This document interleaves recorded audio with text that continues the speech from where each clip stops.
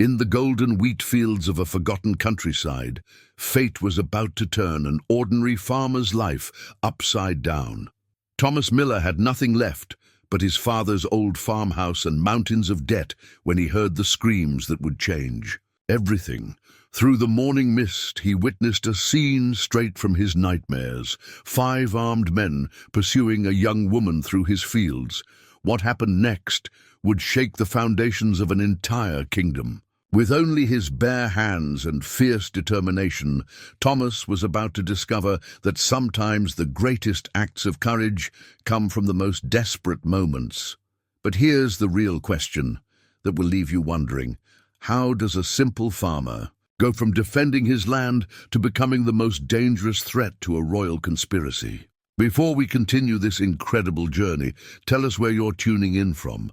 And if this story touches you, make sure you're subscribed, because tomorrow I've saved something extra special for you. The foreclosure notice lay heavy on Thomas Miller's weathered kitchen table, its red stamp a stark contrast against the morning's pale light. 3 generations of Millers had worked this land, and now it might all slip away like sand through his fingers. He traced the edges of the paper, remembering his father's last words.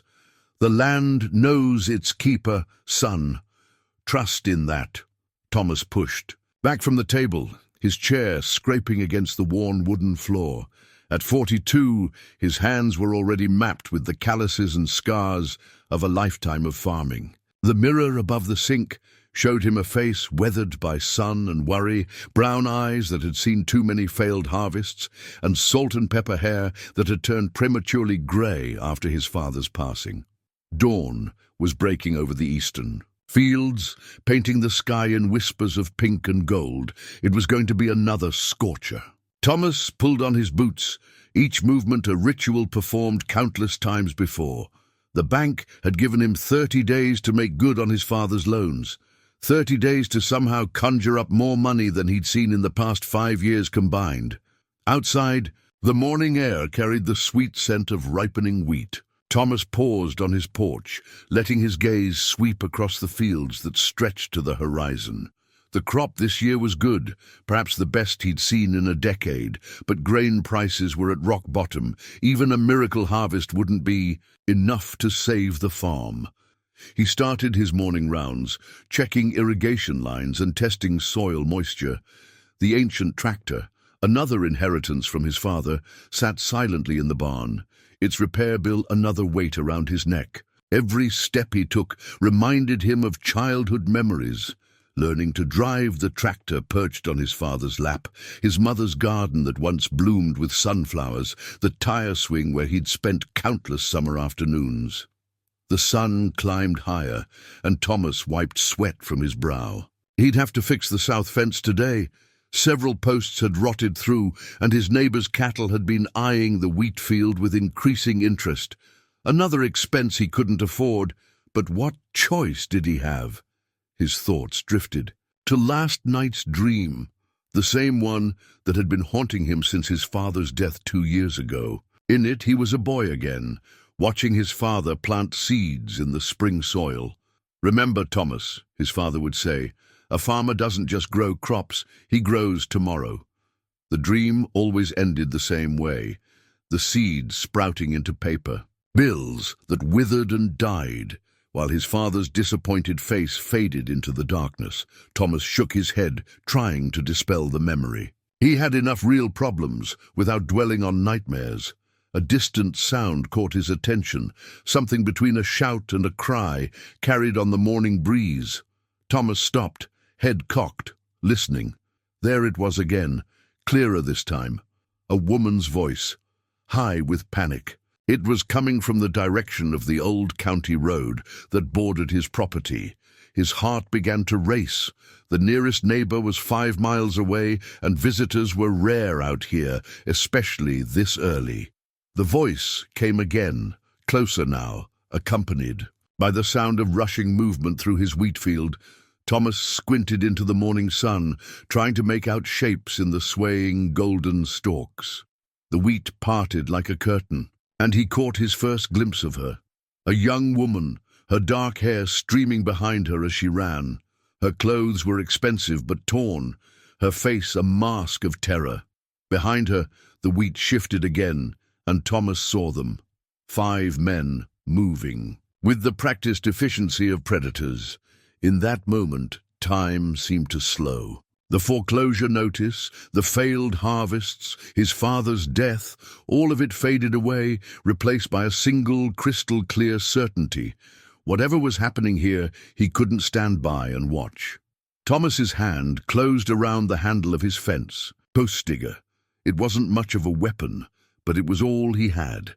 As he started running toward the chase, his father's words echoed in his mind. The land knows its keeper. Well, he might lose this land to the bank, but damned if he'd let it become a place where people could be hunted like animals. The woman was getting closer, her pursuers gaining ground. Thomas could see tears streaming down her face. Could hear the harsh breathing of the men behind her. His world narrowed to a single purpose: reach her before they did. Whatever happened next would change everything. But in that moment, Thomas Miller, broke farmer, son of the soil, made his choice. Thomas's boots pounded against the earth as he cut diagonally through his wheat field, taking advantage of the irrigation paths he knew by heart.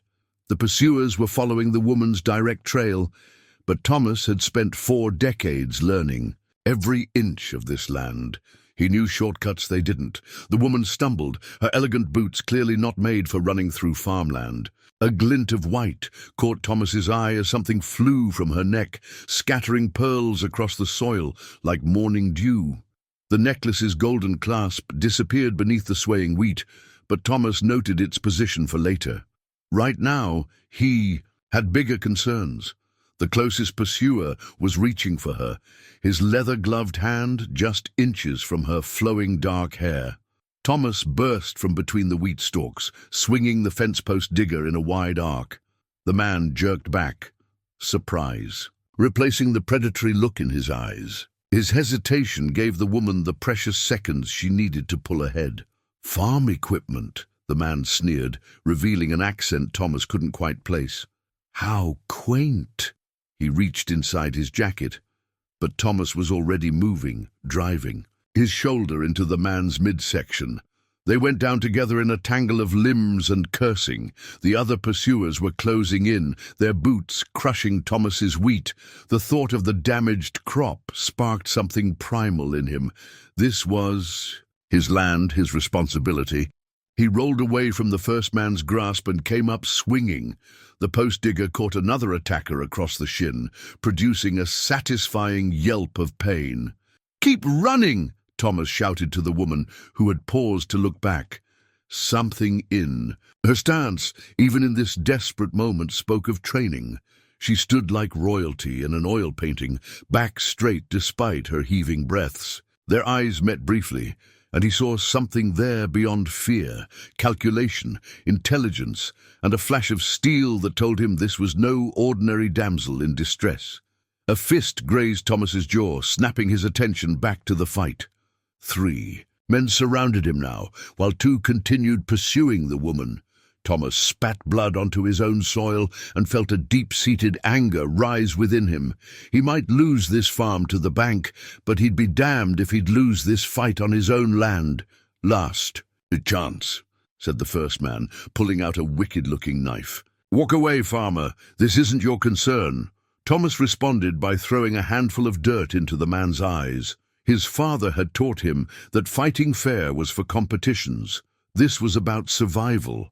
He drove his knee into the temporarily blinded man's stomach, then used him as a shield against his companions. The woman had reached the old barn. Good, she'd find his truck there, keys always in the ignition. Out here, you never knew when you'd need to move quickly. The sound of an engine turning over confirmed she'd found it. Thomas allowed himself a small smile, then drove his elbow backward into a reaching attacker's nose. The crunch was almost as satisfying as the sound of his truck roaring to life. The remaining pursuers turned at the noise, distracted. Thomas used the moment to break free, sprinting toward the barn.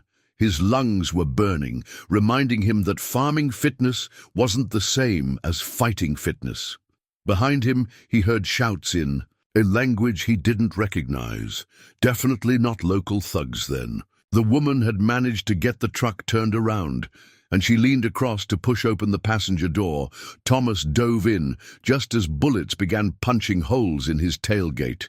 The woman floored the accelerator, handling the old truck like she'd been driving farm vehicles all her life, which Thomas suspected as he watched her expertly navigate the rutted dirt road. She most certainly had not. "My necklace," she said, her voice carrying that same unplaceable accent as her pursuers, but somehow more refined, more practiced. "It was a family heirloom. I saw where it fell," Thomas replied, keeping his head down as more bullets flew past. "We can go back for it later." He looked at her properly for the first time. High cheekbones, intense green eyes, and an air of authority that seemed to remain even while fleeing for her life. "Assuming we survive, that is." A small, fierce smile played across her lips. "Oh, we'll survive. I've come too far to die on a farm." She yanked the wheel hard, taking them off-road. "Though I must admit, I never expected to find an ally quite like you. Tell me, Mr. Miller." Thomas Miller. "Well, Mr. Miller, I believe you've just made yourself a rather interesting enemy." She glanced in the rearview mirror at their pursuers. "The question is, are you ready to hear why?" The old farmhouse looked different to Thomas as they approached, more fortress than home. He guided the mysterious woman through the back door, his mind racing through years of his grandmother's lessons about treating injuries. The worn leather medical kit still sat in its place of honor beside the kitchen sink, gathering dust, but ready. "Those men," Thomas said, pulling out the kit. "They weren't local." He watched her reaction carefully as she sank into his father's favorite chair, her composure cracking just slightly around the edges. "No," she agreed, touching a cut on her cheek. "They weren't." Her accent was more pronounced now that the immediate danger had passed. European, maybe, but with an elegance that spoke of private tutors rather than city streets. Thomas wet a clean cloth and handed it to her. "You handle yourself well for someone who looks like they just stepped out of a fashion magazine." The remnants of her outfit, even torn and dirty, probably cost more than he made in a month. A ghost of a smile touched her lips. "And you fight well for someone who just stepped out of a wheat field." She dabbed at the cut, then winced. "Here, let me." Thomas pulled his grandmother's rocking chair closer, the one where she'd taught him about healing herbs and proper bandaging. He opened the medical kit, its familiar scent of leather and antiseptic filling the air. "I'm no doctor, but Grandma Hannah made sure I knew my way around a first aid kit." "Hannah," she repeated softly, as if testing the name. "She taught you well?" "Everything I know about healing," Thomas said, gently cleaning her cut. "And quite a bit about life, too." He selected a butterfly bandage from the kit. "I'm Thomas, by the way, though I guess you knew that from the truck." "Ava," she replied after a moment's hesitation. Thomas noted the pause but didn't press. Everyone had their secrets, and he'd learned long ago that some wounds needed time before they could be exposed to the light. He worked in silence for a while, treating her various cuts and scrapes. Her hands, he noticed, were soft and unmarked, definitely not someone used to manual labor, yet there was strength in them, and the way she held herself spoke of some kind of training. "Your grandmother's kit," Eva said suddenly, her fingers tracing the embossed initials on the leather. "It's quite old." "3 generations, Thomas confirmed. "She always said good tools carry the wisdom of those who used them before." He smiled at a memory. "She also said a proper medical kit and a pot of hot coffee could solve most of life's problems." "Wise woman." Eva's eyes darted to the window as a distant engine sound grew louder, then faded. "I can't stay long. I've already put you in enough danger." Thomas finished bandaging a nasty scrape on her arm. "Those men won't stop looking for you." "No," she agreed quietly. "They won't." "Then you should stay." The words surprised him even as he said them. "At least until we figure out your next move." The farm might not look like much, but I know every hiding place within 20 miles. Eva studied him with those intense green eyes. Why would you help me? You don't know anything about me or what I'm involved in. Thomas packed away the medical supplies, each item returning to its proper place in the kit.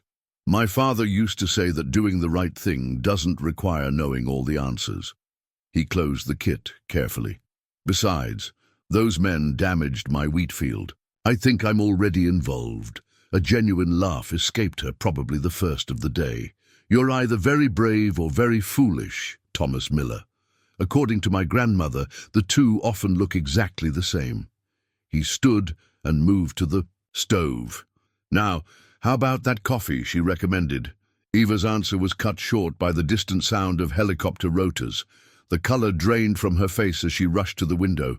Thomas followed her gaze to a black speck approaching from the east, growing larger by the second. "Thomas," she said, her voice tight with urgency, "I need you to know that I—" The helicopter's roar drowned out her words as it descended toward his fields, sleek and black, and definitely not local law enforcement. Eva squared her shoulders, and in that moment, Thomas saw her transform. The frightened fugitive vanished, replaced by someone who seemed to grow taller, more regal, more commanding. "It seems," she said with a sad smile, "that my past has caught up with us sooner than I expected." The helicopter kicked up a storm of dust and wheat chaff as it landed in Thomas's east field. Eva moved with practiced grace toward his father's old desk, pulling something from a hidden pocket in her torn dress. The object caught the morning light, a signet ring bearing an intricate seal, the gold surface worn smooth from generations of use. "I'm sorry," she said, pressing the ring into his rough palm. "Keep this safe. Whatever happens next, remember that not everything you're about to see is what it appears." Before Thomas could respond, she straightened her spine and walked to the door, transforming with each step. Her bearing shifted from fugitive to something else entirely, something that made Thomas think of the portraits he'd seen in history books. The helicopter's door slid open with military precision.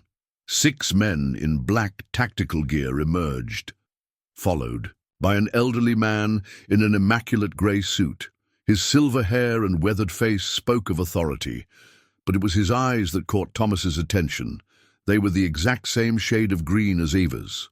"Your Highness," the man called out, his accent matching Eva's refined tones. "Thank God you're safe." Thomas felt the weight of the ring in his hand grow heavier with understanding. "Your Highness." The pieces started falling into place. Her bearing, her accent, the quality of her clothes. He'd been sharing his grandmother's coffee with royalty. "Chancellor Friedrich," Eva replied, her voice carrying a new edge of command. "I thought I was clear about maintaining radio silence." The elderly man bowed slightly. "Circumstances have changed, Your Highness. The Prince Regent is dead." Eva's words cut through the air like a blade. "I received word this morning, which is why those men were waiting for me." She turned to Thomas, her eyes softening momentarily. "Mr. Miller, I fear I haven't been entirely honest with you." Thomas looked down at the ring in his palm, its seal now clearly visible. A crowned eagle clutching a sword and olive branch. He'd seen it before on the international news. The royal seal of Aldovinia, a small but strategic European nation currently embroiled in succession disputes. "Princess Eva Aldovina," the Chancellor announced formally, "heir apparent to the throne of Aldovinia and rightful successor to the regent." A princess. Thomas had pulled a princess out of his wheat field and bandaged her wounds with his grandmother's first aid kit. If his father could see him now, the armed men moved to flank Eva, their weapons held ready. One of them spoke urgently into a radio, and in the distance, Thomas heard more helicopters approaching. "The men who attacked you," Thomas said, finding his voice. "They knew where to find you, which means we have a traitor in our midst," Eva finished. "Yes, someone who desperately doesn't want me to take the throne." She turned to the Chancellor. "How many know I'm here?" "Only those present and the core security team."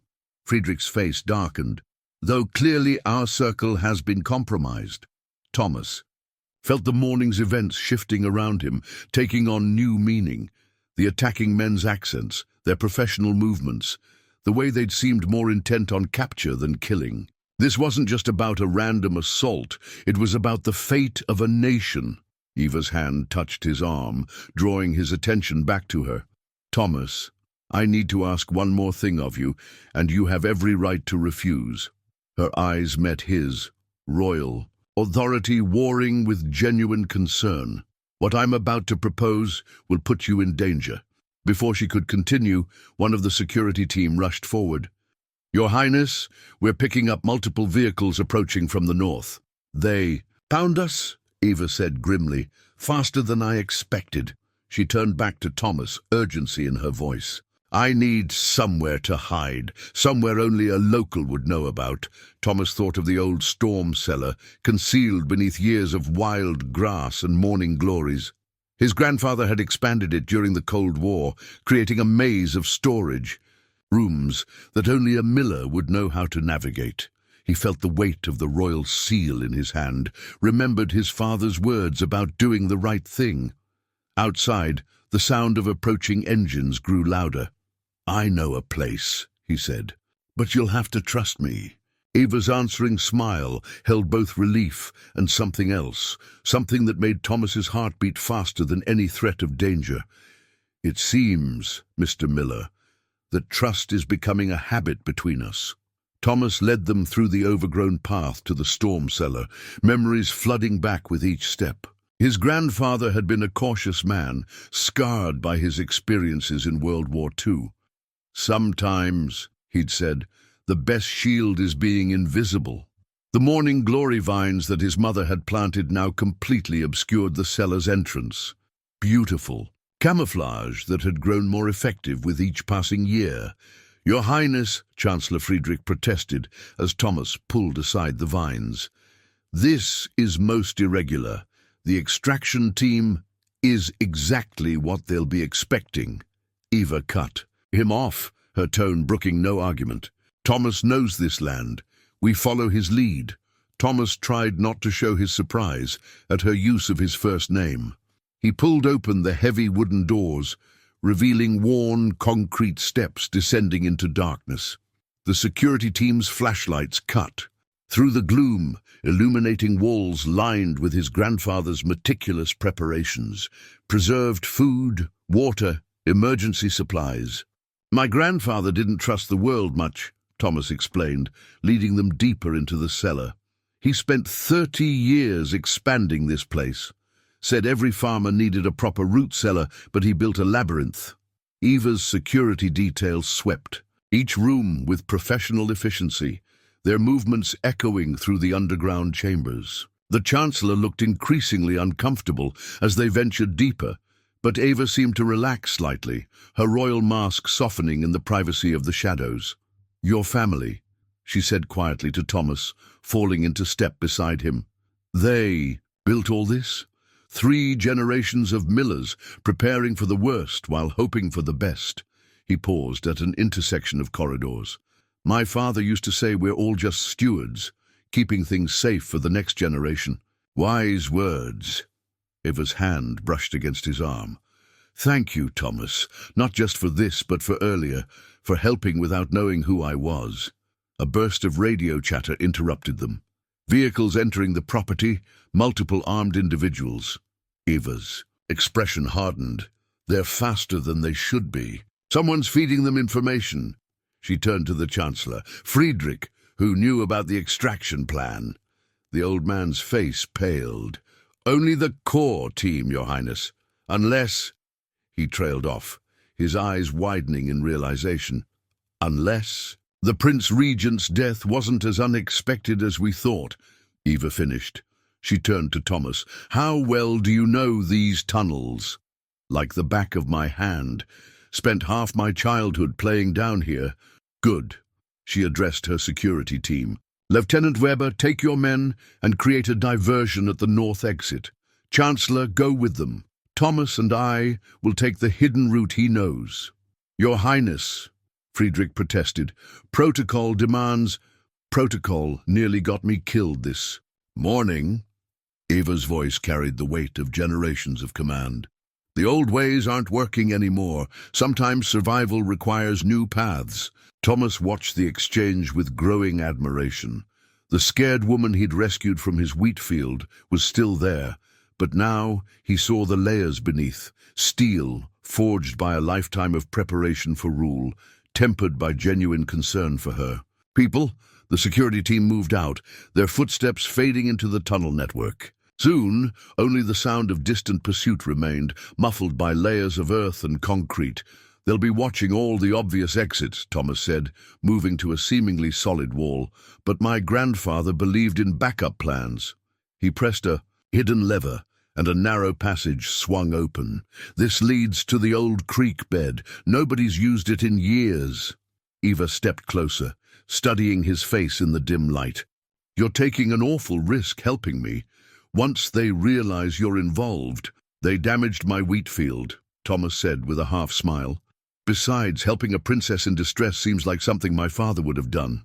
Is that how? You see me, a princess in distress? The question hung in the air between them, heavy with unspoken meanings. Before Thomas could respond, the sound of gunfire echoed through the tunnels. We need to move, he said, taking her hand without thinking. Her fingers interlaced with his, royal protocol forgotten in the moment of crisis. As they slipped into the hidden passage, Eva spoke softly. Thomas, when this is over, there's something I need to ask you, something that might change everything. Behind them, the sounds of pursuit grew louder, but Thomas found himself more concerned with the way she held his hand, like it was something precious, something worth holding on to, despite all protocol and politics. The hidden tunnel was narrower than Thomas remembered from his childhood explorations. Water trickled down the rough-hewn walls, and tree roots hung like ancient fishing lines from the packed earth ceiling. He led Eva carefully through the darkness, their joined hands a lifeline in the gloom. Your grandfather, Eva whispered as they navigated a tight bend. He built this escape route too? After the Cuban Missile Crisis. Thomas ducked under a low beam, said every farmer needed an ace up his sleeve, though I doubt he imagined it'd ever be used to smuggle royalty. A faint smile crossed Eva's face, visible in the beam of their single flashlight. You'd be surprised.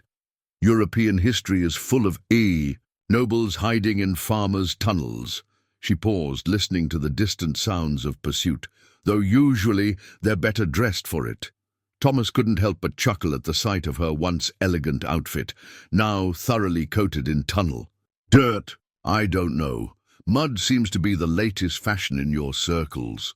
Her answering laugh was interrupted by the crack of gunfire above, much closer now. They quickened their pace, Eva matching Thomas's steps with surprising agility. Thomas, she said after a moment, her voice taking on a more serious tone. What I wanted to ask you, it's not just about today. They reached a junction where the tunnel split. Thomas took the left fork without hesitation, remembering his grandfather's hand-drawn map. Seems like a good time for talking. Keeps our minds off the people trying to kill us. How much do you know about Aldovinian politics? Just what I've seen on the news. Small country, strategic location, complicated succession laws. Eva nodded. Those laws are at the heart of this. When my father died, my uncle became regent until I could take the throne. But there was a condition. I had to marry within the nobility before my 30th birthday. Let me guess, Thomas said, helping her over a fallen beam. That birthday's coming up soon. 3 months. And now my uncle, the regent, is dead under suspicious circumstances. The same people trying to kill me are probably behind it. She squeezed his hand. I need someone I can trust, Thomas. Someone who acts from conviction rather than calculation. The implications of her words began to sink in.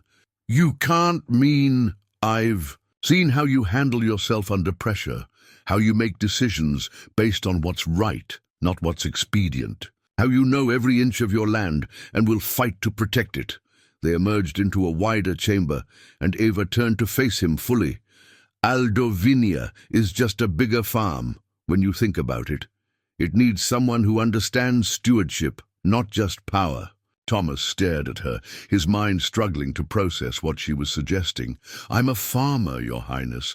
I barely keep my own books balanced. You're more than that. You're someone who risks his life for a stranger, who knows how to navigate both storms and secrets, who understands that leadership means service. She reached into her pocket and pulled out a small object, a Royal Guard's badge, its silver surface gleaming even in the dim light.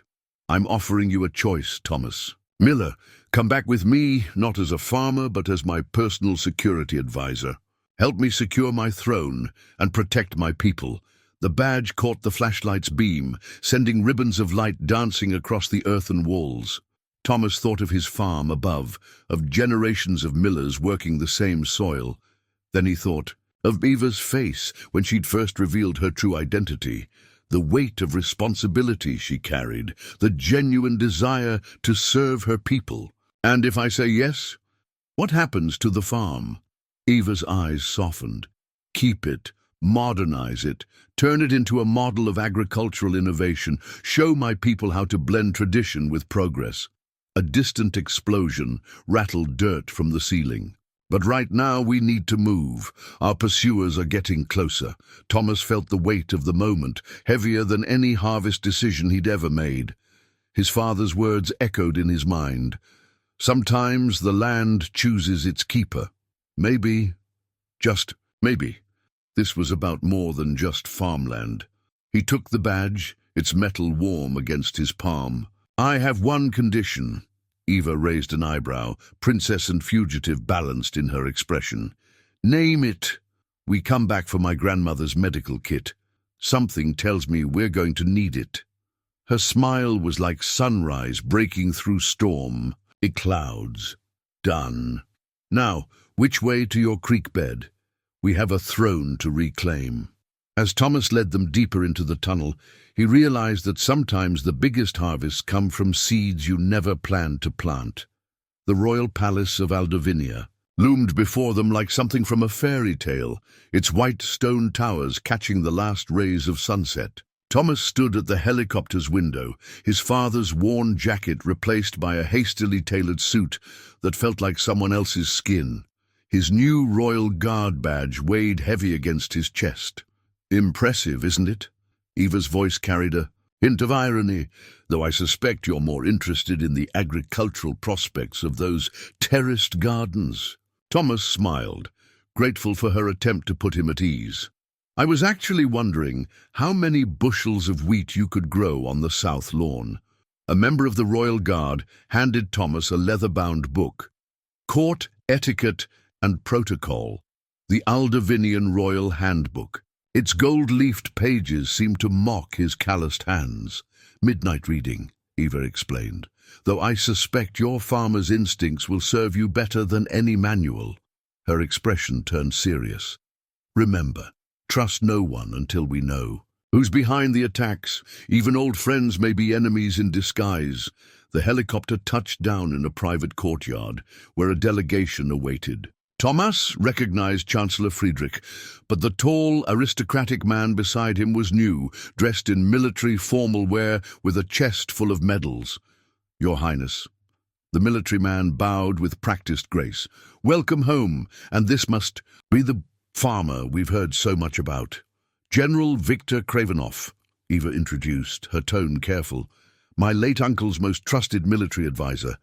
And yes, this is Thomas Miller, my new head of personal security. Victor's smile didn't reach his eyes.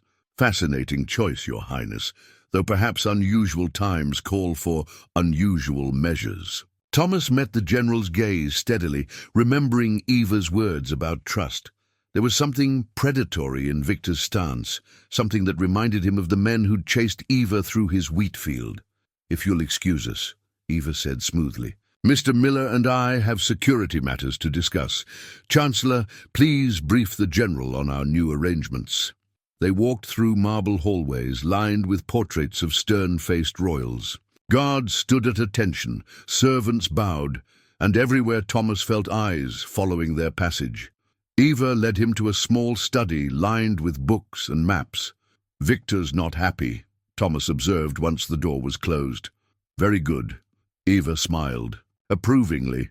"You're already reading the currents. No, he's not happy at all. He expected to be named my personal advisor after my uncle's death." She moved to a cabinet and removed a folder. "These are the personnel files of everyone in the palace. I need you to look at them with fresh eyes, see patterns we might have missed." Thomas opened the folder, scanning documents that detailed the lives of people he'd never met. But as he read, something familiar emerged.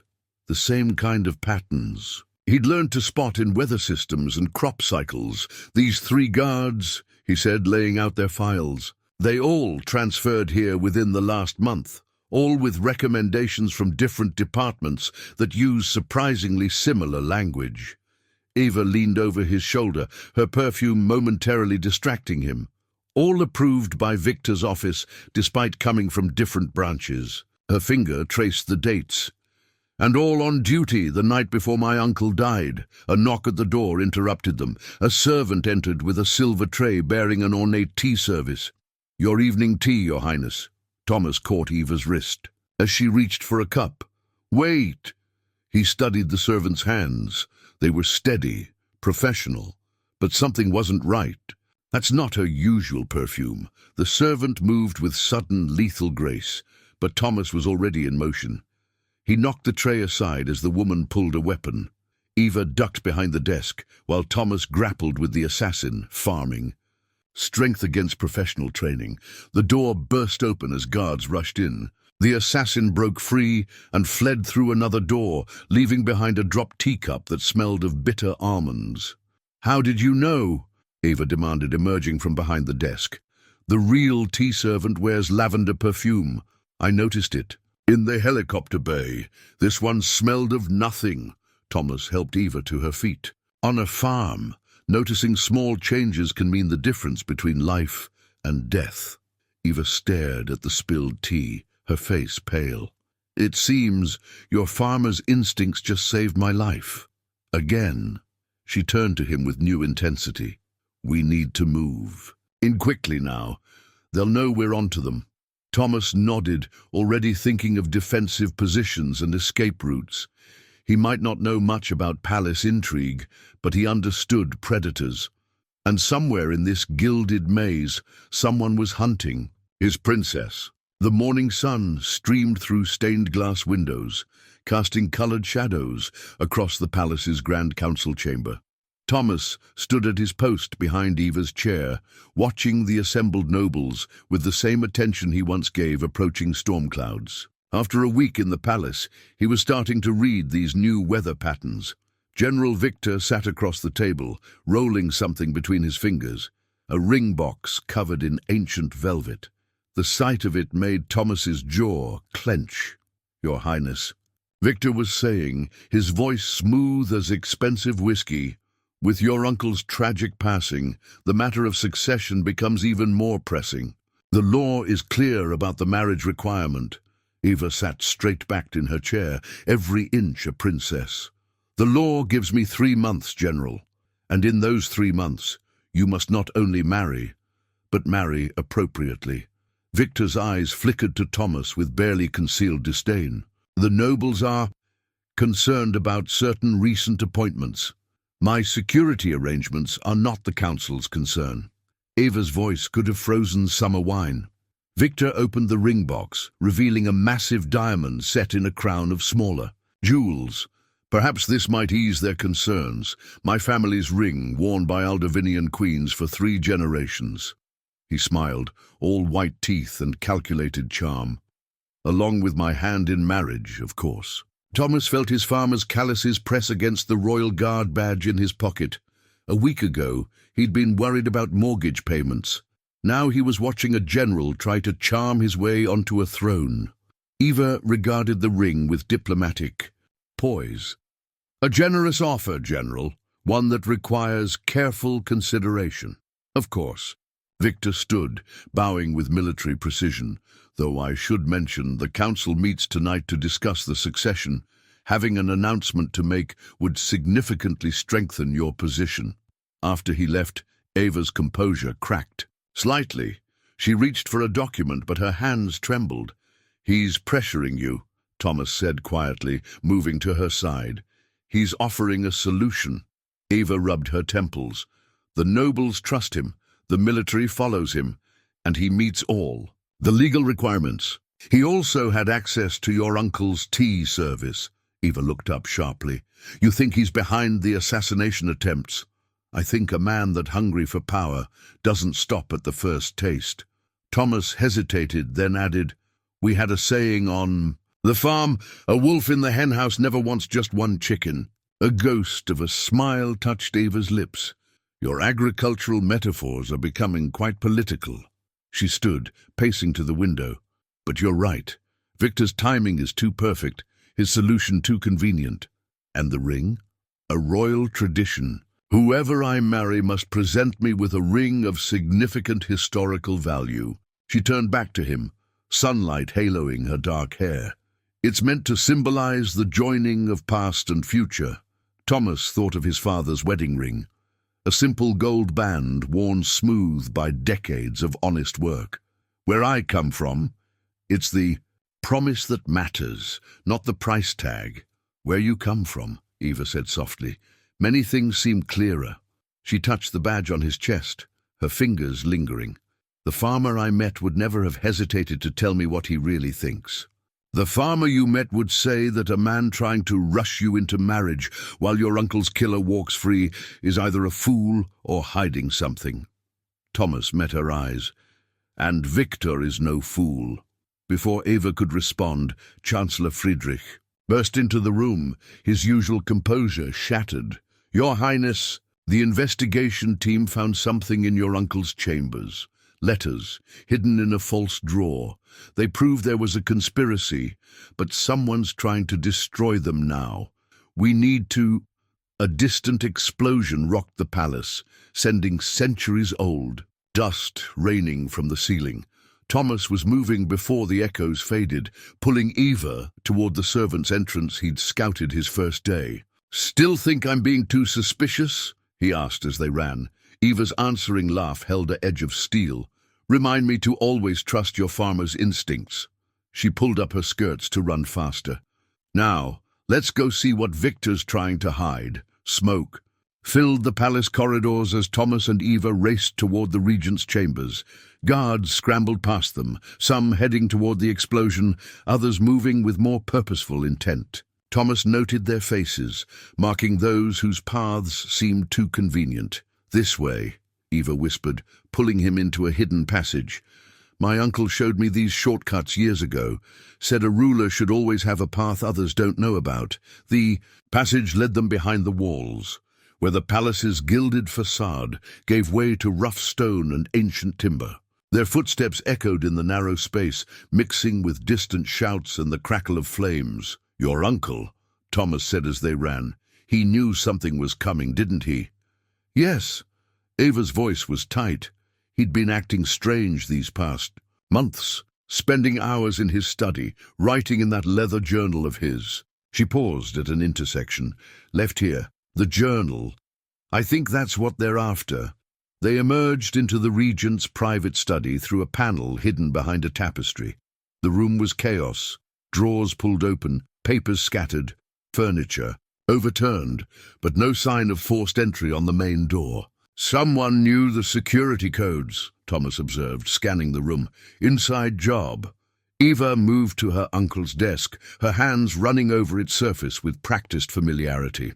"Help me look." The journal would be small, bound in red leather, with the royal seal. They searched methodically, but Thomas's attention kept returning to a particular cabinet. Something about its placement bothered him. "The wood grain," he said suddenly. "It's different from the rest." Eva joined him, running her fingers along the edge. "Good eye. My uncle always said details matter." She pressed a hidden catch, and a small compartment clicked open. Inside lay not one journal, but two. The red leather one Eva had mentioned, and a smaller blue volume with worn corners and a simple brass clasp. Eva's hands trembled as she reached for them. "My diary," she whispered. "I thought I'd lost it years ago." She opened it carefully, and a pressed flower fell from between its pages, a forget-me-not still blue despite the years. "I used to hide things in here, thoughts I couldn't share with anyone." Thomas kept watch at the door, while Eva quickly scanned both journals. The sounds of chaos were getting closer. "It's all here," she said, her voice thick with emotion. "My uncle was investigating Victor's connections to foreign powers, campaign contributions, secret meetings, promises of military support." She turned a page in her own diary. "And I wrote about him too years ago, things I noticed but was too young to understand." "We need to move," Thomas urged. "They'll check here soon." Eva nodded, but her eyes were still on her diary's pages. "I wrote about what I wanted in a king," she said softly. "Someone who would care more about the harvest than the crown, who would know the land and its people." She looked up at Thomas. "Someone real." The moment stretched between them, heavy, with unspoken things. Then footsteps in the corridor broke the spell. "Your Highness?" Victor's voice carried through the door. "Are you in there? We've been so worried." Thomas's hand went to his weapon, but Eva shook her head. She quickly photographed key pages from both journals with her phone, then stepped to the fireplace. "What are you doing?" Thomas whispered. "Creating a distraction." She took a deep breath. "Sometimes a ruler has to sacrifice something precious to protect something priceless." She dropped her diary into the flames just as the door's lock began to turn. Victor burst in with 4 guards, his composed facade cracking at the sight of Eva by the fire. "Your Highness, thank God you're safe. We feared—" He stopped, nostrils flaring at the smell of burning paper. "Just destroying some old memories, General." Eva's voice was perfectly steady. "Childhood dreams that no longer serve a purpose." Thomas watched Victor's face, seeing the calculation behind his concern. The General's eyes darted to the fire, to the desk, to the still-open cabinet. "Of course, Your Highness." Victor's smile was tight. "Though perhaps we should discuss your uncle's journals?" Chancellor Friedrich mentioned some important documents. "Did he?" Eva's answering smile was pure steel. "How interesting that you knew about those." She stepped closer to Thomas, her shoulder brushing his. "We should definitely discuss them at tonight's council meeting. I'm sure everyone will be fascinated by what my uncle discovered." In the fireplace, the last pages of Eva's diary curled into ash. Childhood dreams transformed into a queen's strategy. But Thomas had seen what she wrote, and he understood. Sometimes the truest words are the ones we hide in the safest places. Chancellor Friedrich's private office felt like a war room, its elegant furniture pushed aside to make space for the evidence they'd gathered. Thomas stood at a mahogany table, arranging documents like he once planned crop rotations, each piece connected to the others, forming a pattern that was becoming clearer by the minute. "These bank transfers," he said, pointing to a series of statements, "they all route through shell companies, but they lead back to the same source. Military contracts, all approved by Victor's office." Eva leaned over the documents, her crown forgotten on a nearby chair. In the past hours, she'd transformed from princess to investigator, her sharp mind cutting through years of deception. "Look at the dates," she said, tapping a particular transfer. "This payment went through the day before my uncle started his investigation. And this one," she pulled out her phone, displaying the photos she'd taken of her uncle's journal. "It matches his notes about Victor meeting with the Krasnian ambassador." Friedrich's face paled. "Krasnia, they've been trying to annex our northern provinces for generations. And now they might have found a way," Thomas added. "Install Victor on the throne through marriage, then watch as Aldovinia's military accidentally fails to protect its borders." Eva's hands clenched on the table's edge. "All this time, I thought the marriage law was about tradition, but it was just another tool, wasn't it? A way to force me into an alliance that would destroy everything my family built." Thomas moved closer, his farmer's instincts reading the storm in her posture. Your uncle saw it coming. That's why he started gathering evidence. And why they killed him. Ava's voice was steel. But they made a mistake. They thought destroying his journal would erase the truth. She pulled out another document, a faded letter that had fallen from between her diary's pages years ago. I found this when I was 16, didn't understand it then, but kept it because it seemed important. It's a letter from Victor to my uncle. Before I was even crowned princess, he was planning this for years. Friedrich studied the letter, his diplomatic composure cracking. This proves premeditation. Combined with the financial records and your uncle's journal entries, he looked up sharply. The council meets in 2 hours, and Victor will be ready, Thomas warned. A man like that always has backup plans. Eva straightened, her face set, with royal determination. So will we. She turned to Thomas. I need you to do something that goes against everything you've learned about palace security. Thomas met her gaze steadily. You want me to think like a farmer instead of a guard. A smile touched her lips. Exactly. Victor expects palace intrigue, coded. Messages, secret meetings, political maneuvering. But you taught me something these past weeks. Sometimes the simplest solution is the best one. She spread out a blueprint of the palace council chamber. The nobles will be watching for traditional plays. They'll expect either a political dance or a direct confrontation, but you see things differently. How would a farmer handle this? Thomas studied the blueprint, remembering strategies passed down through generations of millers. When you're facing a fox in the henhouse, he said slowly, you don't just guard the door. You change the rules of the game.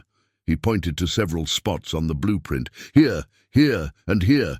If we treat this like protecting a harvest rather than playing politics. Eva's eyes lit up with understanding. Yes, and we'll need your grandmother's medical kit too. Friedrich looked between them, confusion clear on his face.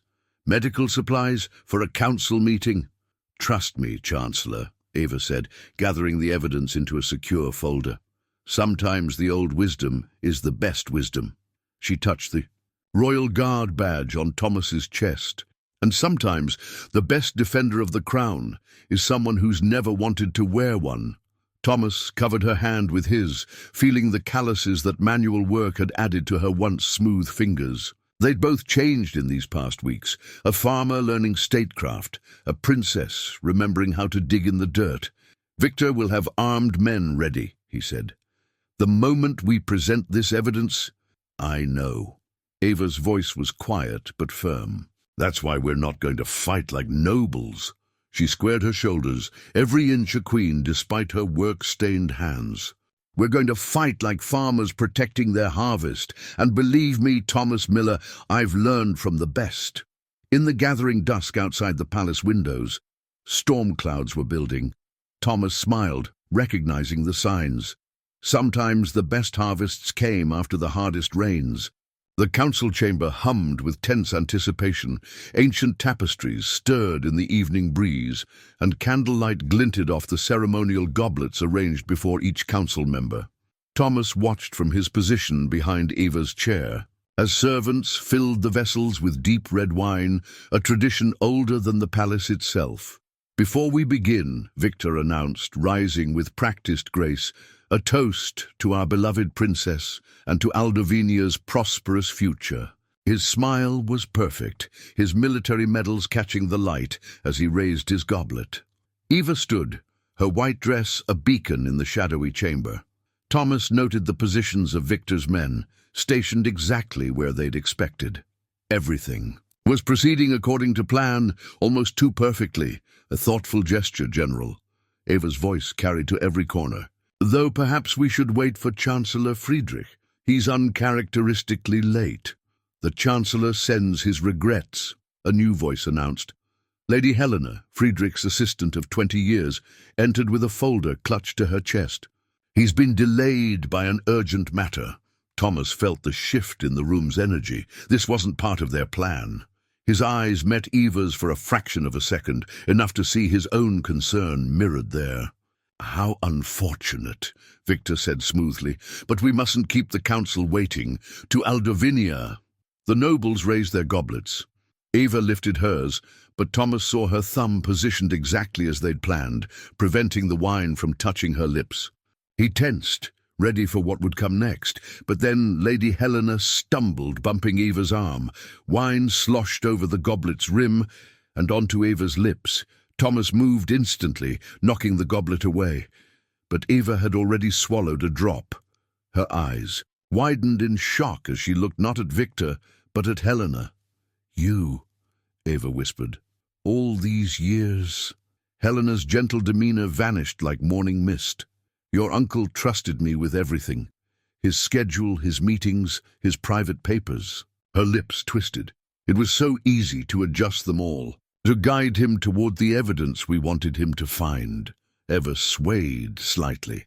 Thomas steadied her, feeling the heat of poison already starting to burn through her body. His other hand gripped his grandmother's medical kit, hidden beneath his uniform jacket. Victor's conspiracy was real, Helena continued, her voice bitter as winter frost. But it was also a convenient distraction, the perfect shield for a deeper plan. Victor himself looked shocked. "What is this? This isn't what we—" "Silence!" Helena's command cracked like a whip. "Did you really think a military coup was enough? Aldovinia needs more than a change of crown. It needs to be reborn. And for that—" She smiled at Eva's increasingly pale face. "We need a true death of the old order." Thomas pulled a vial from the medical kit, the antidote they'd prepared for Victor's expected poison. But Eva's hand gripped his arm. "Wait!" she gasped. Different symptoms, wrong antidote. The council chamber erupted into chaos. Victor's men moved to secure the doors, but their confusion was clear. This wasn't the plan they'd prepared for. Noble lords and ladies scrambled from their seats, some reaching for weapons, hidden beneath formal robes. "My uncle," Eva managed, her voice weakening. "He knew?" He suspected. Helena's mask of servitude was completely gone. "Why do you think I had to act?" He was getting too close to the truth. "Our organization has waited centuries for this moment. The noble houses, the military, the crown itself, all will fall tonight." Thomas held Eva as her legs buckled. His mind raced through everything he knew about poisons, about healing, about survival. What would his grandmother do? What would a farmer do when the crop was failing? Then he saw it, Helena's own goblet, untouched on the council table. The same wine, but clearly safe to drink. "Sometimes," he whispered to Eva, "the antidote is in the poison itself." Before anyone could react, he grabbed Helena's goblet and pressed it to Eva's lips. Helena's composure cracked. "No!" Eva swallowed, and color immediately began returning to her face. Thomas allowed himself a grim smile. "My grandmother taught me about poisonous plants, how they often carry their own cure. You treated your wine with the antidote, didn't you? To protect yourself." But Helena wasn't looking at them anymore. She was staring at the chamber's great doors, which had swung open to reveal Chancellor Friedrich, very much alive and flanked by the royal guard. "Well done, Thomas," Friedrich said calmly, "though I must apologize for the deception. We've been watching Lady Helena for months. Tonight, we needed to know how deep the conspiracy went." Eva stood straighter, strength returning to her voice. "And now we do." She faced the council, every inch a queen despite her brush with death. "Lords and ladies of Aldovinia, you've witnessed true loyalty and true treachery tonight. The question is, which side will you choose?" The chamber fell silent as nobles and soldiers alike looked between Eva and Helena, between the old order and the abyss of chaos. In that moment of decision, Thomas kept his hand on Eva's back, ready to support his princess, his friend, his heart, whatever came next. The palace dungeons weren't meant to be a command center, but Thomas felt oddly at home among the root cellars and storage rooms. They reminded him of his grandfather's storm shelter, practical spaces built by practical people. "They've taken the main gates and the east wing," Friedrich reported, marking positions on a makeshift map. Helena's followers are more numerous than we thought. They're calling themselves the New Dawn. Eva studied the map, still pale from the poison, but standing strong. They'll expect us to follow protocol, retreat to the secure bunker beneath the North Tower, which is exactly why we're here instead. Thomas opened an old maintenance trunk he'd discovered during his first week of palace security sweeps. Inside lay the tools of generations of palace groundskeepers, pruning hooks, grafting knives, heavy iron keys. My father would have loved this, he said, lifting out a hand-forged sickle. These tools built Aldovinia as much as any crown or sword. Eva picked up a coil of weathered rope. Helena believes we're too attached to tradition. She doesn't realize that some traditions survive because they work. Thomas nodded, sorting through the tools with a farmer's practiced eye. On the farm, we had a saying, "New seeds need old soil." You can't build a future by destroying your foundation. Friedrich looked skeptically at their makeshift arsenal. And you believe these gardening implements can help us retake the palace? Not alone. Thomas spread out the palace blueprints he'd memorized during his security reviews. But combined with what we learned from running my grandfather's storm shelter, these tunnels are just like the drainage systems we used for flood control, and those old service bells. He pointed to a complex network of tubes and wires running through the walls. They're not so different from the irrigation alerts we rigged up during drought seasons. Eva's eyes lit up with understanding. We can use the bell system to coordinate our people, and the tools will let us move through passages designed for maintenance workers, not soldiers. Thomas began distributing equipment to the loyal guards. Helena's people will be watching the noble routes, the official security paths. But who pays attention to a gardener? Friedrich's diplomatic facade cracked into a genuine smile. Brilliant in its simplicity, but we'll need to coordinate precisely. One mistake. Then we time it like a harvest, Eva said firmly. She'd rolled up her sleeves, her fine dress already smudged with cellar dust. Thomas, remember what you told me about bringing in wheat before a storm? You work with the weather, not against it. He checked the rope's strength with calloused hands.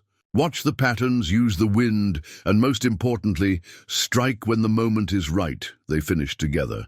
Thomas laid out the plan using spare tools to mark positions. Helena's people are trained for political infiltration, formal, and combat.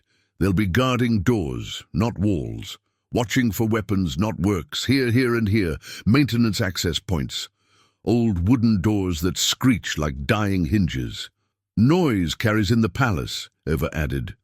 They'll send people to investigate. Exactly, but while they're checking obvious threats, Thomas traced alternate routes with a soil-stained finger. We'll be moving through the spaces between, like water finding its way to roots. Friedrich nodded slowly. And the council members still in the chamber, trapped but valuable hostages. Helena won't harm them yet. She needs their influence. Eva's voice hardened. She'll try to convert them first, convince them she's offering progress rather than destruction, which gives us time but not much. Thomas started distributing the old keys, each one marked with faded tags. We move in 3 waves. First team creates distractions, maintenance doors, service bells, whatever noise you can manage. Second team uses the confusion to free the council. Third team takes back the heart of the palace, Eva finished. She lifted a pruning hook, testing its weight.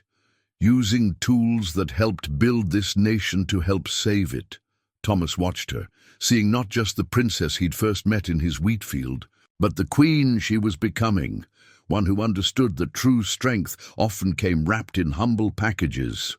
Helena thinks she's starting a revolution, Eva said, addressing the gathered loyalists. But she forgot something my friend Thomas taught me. She smiled, fierce and bright.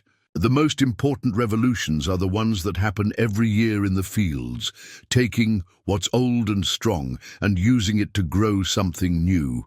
In the candlelight of the ancient cellar, Thomas saw heads nodding. These were people who understood cycles, who knew that change didn't have to mean destruction, and in that moment he knew they had a chance. "Well then," he said, hefting his grandfather's sickle, "shall we show them how farmers handle a harvest?" The first bell rang at midnight, a clear, sweet tone that hadn't been heard in the palace for decades. Thomas watched from the shadows of a maintenance corridor as two of Helena's guards rushed to investigate, their boots echoing on marble floors. "Just like startled deer in planting season," he whispered to Ava. "Make a noise in one field, and they run straight into your trap in another," she finished, smiling. The past hour had transformed her from princess to guerrilla fighter, hair tied, back with twine, dress traded for borrowed servants' clothes, face smudged with cellar dirt. Yet somehow she looked more regal than ever. A second bell chimed from the opposite wing, then a third. The old system worked perfectly, sound carrying through tubes designed by craftsmen who understood the palace's bones. Helena's people scrambled to respond, their modern tactical training useless against ancient servants' wisdom. Thomas pulled his father's old truck keys from his pocket, the same keys that had saved Eva during their first escape. "Remember what I said about having a backup plan?" Eva nodded, understanding in her eyes. "The truck's still in the royal garage, but surely they'll be watching all vehicles. They're watching the armored cars and diplomatic vehicles." Thomas, who grinned. Nobody pays attention to a broken-down farm truck, especially one that won't start without knowing its tricks. They moved through the hidden passages like water through irrigation channels, using every trick Thomas had learned from studying the palace's maintenance history. Ava matched him step for step, her royal training forgotten in favor of practical stealth. When they reached the council chamber's secret entrance, Friedrich's diversion was already working. Through a gap in the paneling, they could see Helena, pacing, barking orders into a radio as reports of disturbances flooded in from all corners of the palace. "Your people are persistent, I'll grant you that," she snapped at the imprisoned council members, "but they're only delaying the inevitable. By dawn, the old order will be gone. Progress demands sacrifice." "Funny thing about progress," Thomas murmured, readying his grandfather's sickle. "Sometimes it looks a lot like remembering what really matters." Eva touched his arm. "Wait." She pulled something from her pocket, a small brass key attached to a worn leather strap. "My uncle gave me this years ago. Said it was for emergencies only. I never knew what it opened until I saw your maintenance maps." The key fit perfectly into a hidden lock. The panel swung silently open on well-oiled hinges, revealing a view of the chamber none of Helena's people had considered. They were all watching doors and windows, not the space behind the ancient throne. Thomas raised his sickle, ready to strike, but Eva held him back again. "Look at her radio. The way she keeps checking it, she's waiting for something." As if on cue, Helena's radio crackled. "Package secured in the North Tower. Repeat, we have the package." Helena's triumph was immediate. "Well, Your Highness," she called out to the seemingly empty chamber, "since I know you're watching from somewhere, you should know we've found your little insurance policy. The evidence your uncle gathered, the real documents. Did you really think we wouldn't find his secret safe?" Thomas felt Eva tense beside him. "The North Tower. We have to—" "No," he whispered. "That's what she wants. She's herding us like I used to herd cattle away from weak fencing." He pulled out his truck keys again. "Remember what I said about backup plans? Your uncle wasn't the only one who understood about keeping extra copies." Eva's eyes widened. "The farm. Everything we found, everything we photographed, it's all hidden in my grandfather's storm cellar, but we have to move now while they think they've got us cornered." A third voice spoke from the shadows behind them. "Then we better hurry." Chancellor Friedrich stepped into view, accompanied by 4 loyal guards. "The Bell network is reporting. Helena's people are starting to figure out the pattern. Time to change the game." Eva squared her shoulders. "Thomas, your truck, can it handle a few extra passengers?" He thought of all the harvests that old Truck had carried, all the storms it had outrun. Like my father used to say, there's always room for one more in a farmer's wagon. Eva turned to the Chancellor. Signal the council members. When you see my sign, be ready to move. She gripped Thomas's hand. Ready to show them how farmers handle a jailbreak? Thomas squeezed back, feeling the calluses that matched his own. Just remember what I taught you about driving stick shift. In the chamber beyond, Helena was still gloating, certain of her victory. She had no way of knowing that her revolution was about to be interrupted by something far older than politics, the simple wisdom of people who understood that real power often came disguised as rust and dirt and ancient tools that never failed. Thomas hefted his grandfather's sickle. Eva raised her pruning hook, and together they prepared to remind the palace that sometimes the best way forward was to remember where you came from. The old truck rattled down the farm's dirt road just as the sun began to set, painting the wheat fields in shades of gold and crimson. Thomas took the curves from memory, every bump and dip as familiar as his own heartbeat. In the passenger seat, Eva kept watch for pursuing vehicles while the rescued council members held on in the truck bed. They'll figure out where we've gone soon enough, Eva said, checking her phone. Friedrich's message confirmed Helena's people found the empty safe. They know we have the real evidence somewhere. Thomas nodded, downshifting as they approached. The farmhouse. Good thing my grandfather was as paranoid as your uncle. Storm cellars got enough supplies for a siege. He parked behind the barn, out of sight from the main road. The council members climbed down, their fine clothes dusty and torn, but their dignity intact. Lord Kovacs, the eldest among them, looked around with surprising appreciation. So this is where our princess found her unlikely champion, he mused. Perhaps Helena was right about one thing. The old ways did need some fresh air. Thomas led them to the storm cellar, remembering the day Eva had first hidden there. Now he had a princess, half the royal council, and enough evidence to expose a century-old conspiracy, all taking shelter in his grandfather's paranoid masterpiece. We need to secure the perimeter, Eva said, falling naturally into command. Thomas, where would they most likely? The sound of approaching helicopters cut her off. They're earlier than expected. Thomas moved quickly to the gun cabinet, removing his father's old shotgun. The wood was worn smooth from years of use, the barrel oiled and maintained, even when there was barely money for food. Your Highness, get everyone into the cellar. I'll hold them off. No. Eva's voice carried that steel core he'd first heard. In the palace, we do this together.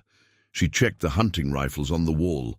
I did learn to shoot at finishing school, you know, though usually at clay pigeons, not conspirators.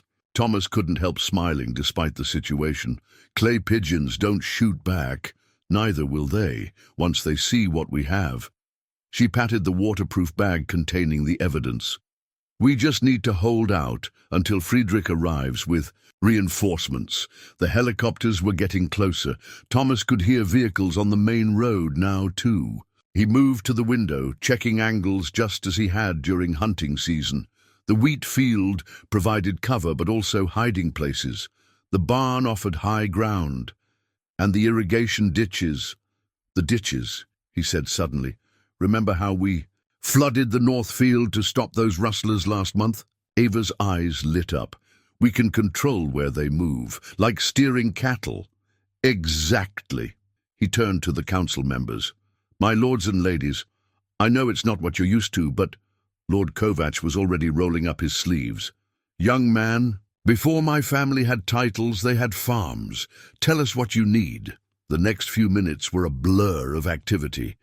Council members helped open irrigation gates, positioned farm equipment as barriers, and transformed the seemingly peaceful farm into a defensive position. Thomas felt a surge of pride, not just in his land, but in these nobles willing to get their hands dirty when it mattered. The first helicopter appeared over the tree line, just as the sun touched the horizon.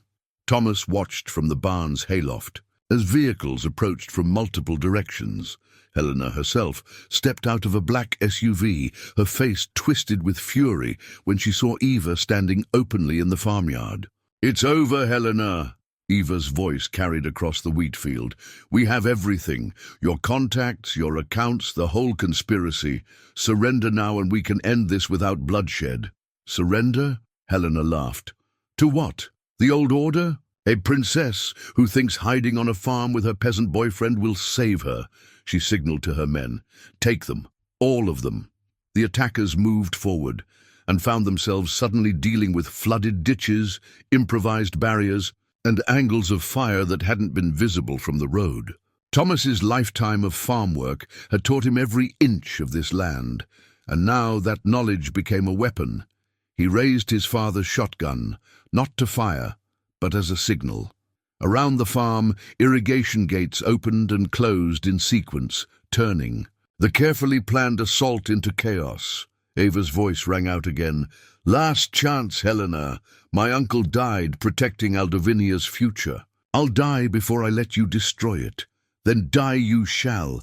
Helena raised her own weapon and froze as multiple red dots appeared on her chest. From the trees emerged Friedrich and the royal guard, their timing perfect. "You see?"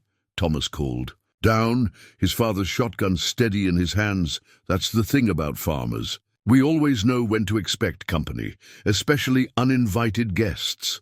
The sunset painted everything in shades of gold, transforming his humble farm into something from a fairy tale. But as Thomas watched Eva move to accept Helena's surrender, he knew the real magic wasn't in royal blood or ancient crowns.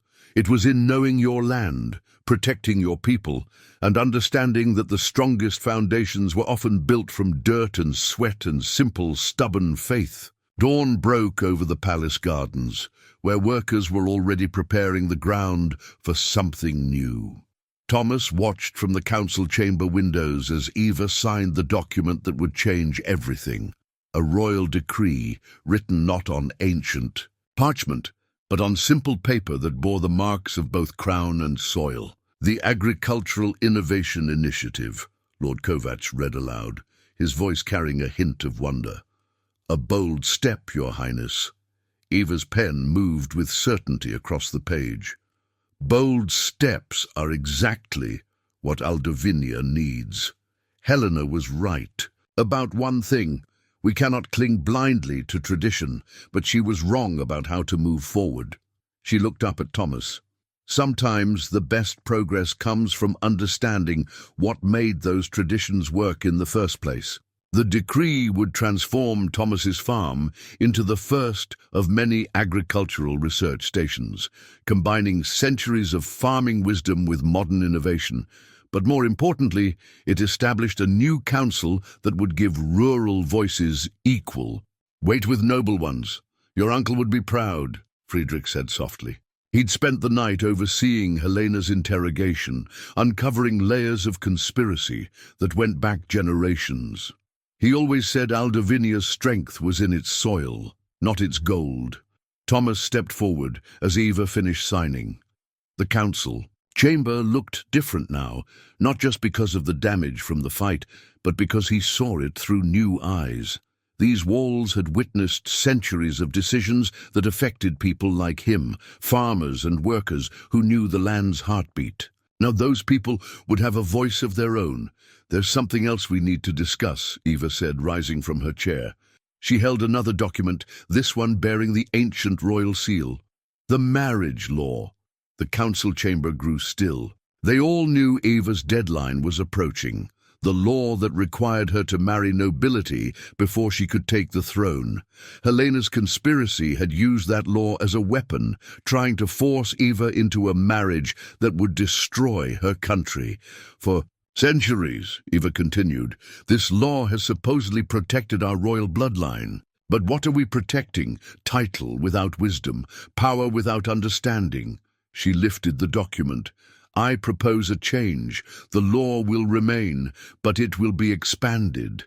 Thomas felt the weight of every noble gaze as Eva went on.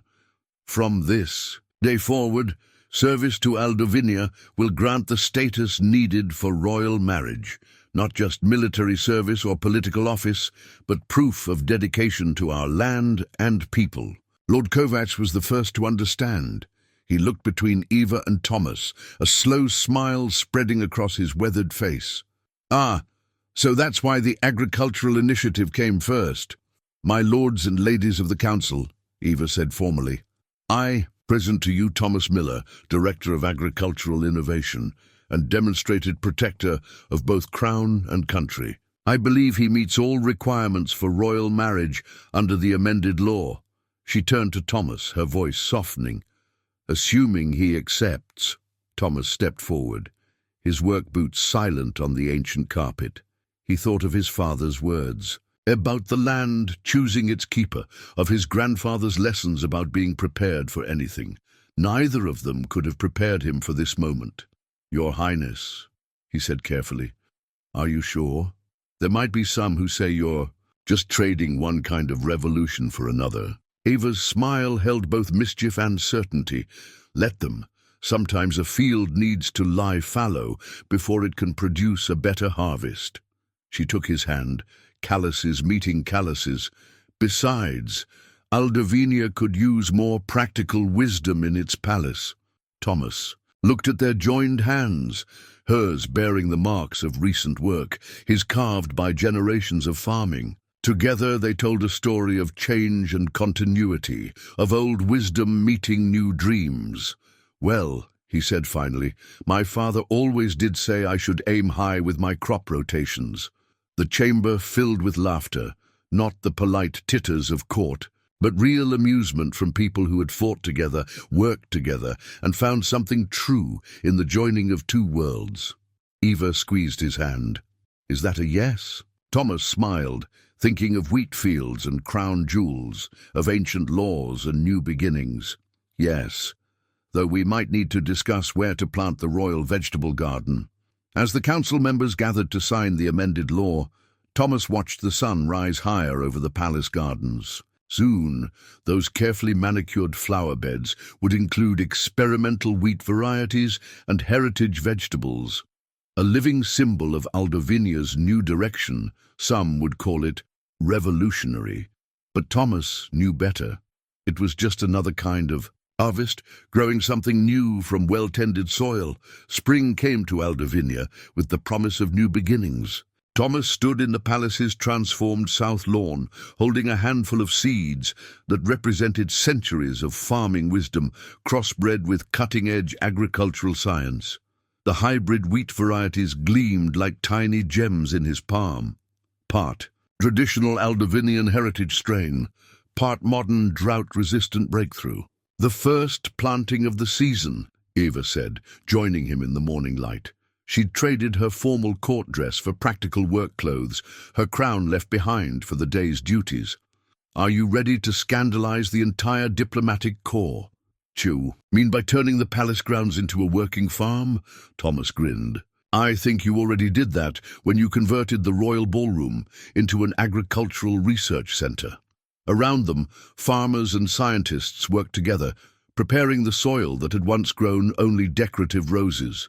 The old palace gardeners had initially resisted, but they'd come around after Thomas shared his grandmother's techniques for companion planting. Now they were some of the program's strongest advocates. "Minister Chen from the Eastern Trade Alliance arrives tomorrow," Eva said, taking some seeds from Thomas's palm.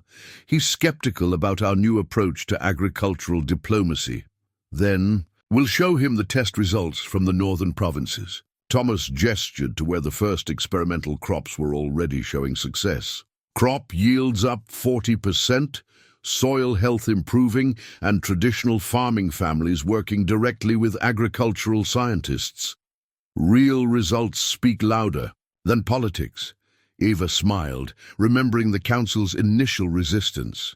But those same nobles had fallen silent when the first harvest reports came in. It was hard to argue with success, especially when that success meant both fuller treasuries and happier citizens. "The agricultural innovation centers are spreading," she said, scattering seeds with practiced skill. Thomas had taught her proper planting techniques the same way she'd taught him court protocol. 3 more provinces have requested their own facilities, and the old storm cellar at my farm, converting nicely into the country's most secure agricultural seed bank. Eva's eyes twinkled. Though I notice you kept the secret passages. Never know when a princess might need to hide from assassins again. He pulled her close, soil-stained fingers meeting soil-stained fingers. Though hopefully not any time soon. Their wedding was planned for the Summer Harvest Festival, a celebration that would combine centuries of royal tradition with rural customs. The crown jewels would be displayed alongside prize-winning crops, and ancient ceremonies would share space with folk dances.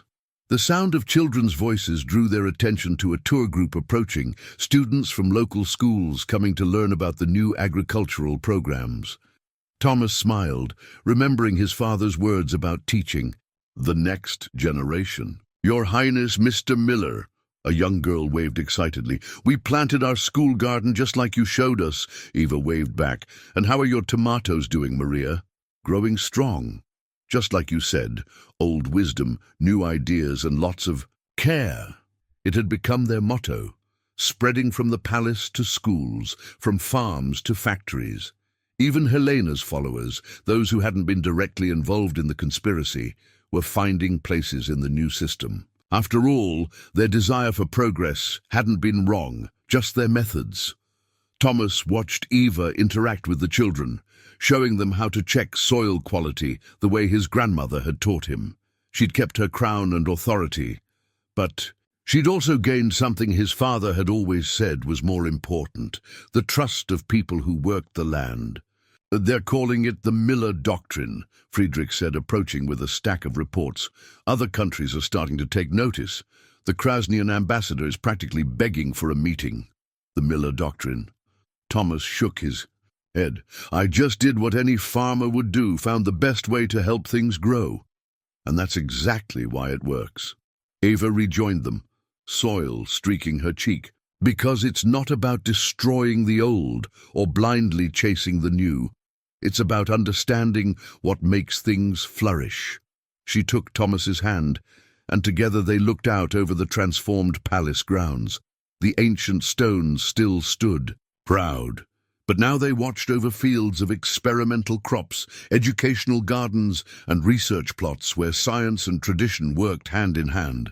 Now then, Eva said, royal authority mixing with practical enthusiasm, shall we show the children how to use the new moisture sensors in the heritage grain section? Thomas smiled, following his princess into their growing future. Some might still call it revolutionary, but he knew better. It was just good farming. The Summer Harvest Festival transformed the palace grounds into a celebration of everything Thomas and Eva had built together. Golden wheat swayed beside ancient stone walls, and the scent of fresh-baked bread mingled with the perfume of royal roses. Farmers and nobles mingled freely, their children playing together among experimental crop displays and educational exhibits.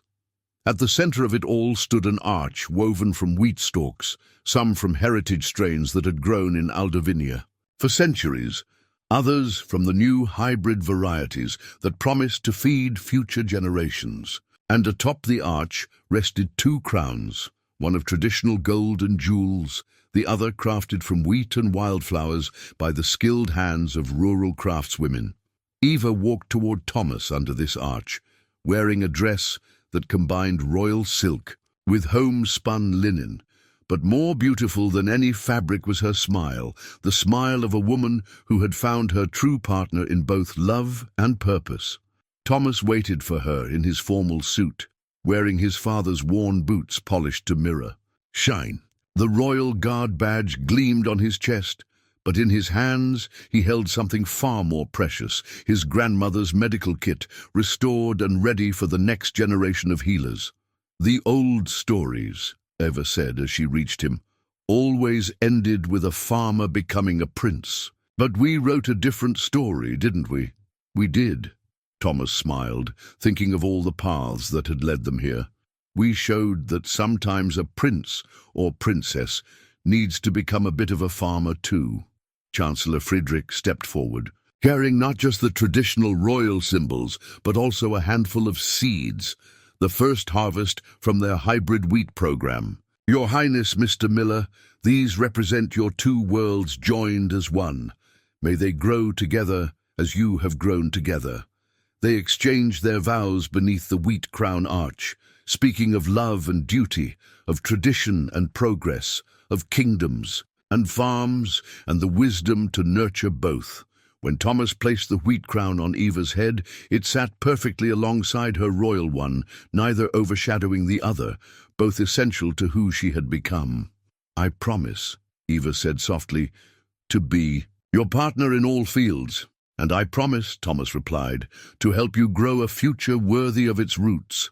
As they sealed their vows with a kiss, the wheat fields rippled in a sudden breeze, creating waves of gold that reflected the evening sun. Thomas thought of that first morning in his fields, when a princess had run through his wheat and changed his life forever. Now they would run together, not from danger but toward possibility. The celebration lasted well into the night, with folk dances sharing space with court waltzes and gourmet chefs serving their creations alongside traditional farm dishes. But the moment Thomas would remember most came later, when he and Eva stood on their balcony overlooking their transformed kingdom. "Look," Eva whispered, pointing to where the first stars were appearing above their experimental fields. "New lights over old Earth. Perfect growing conditions," Thomas agreed, holding her close, "for whatever we plant next."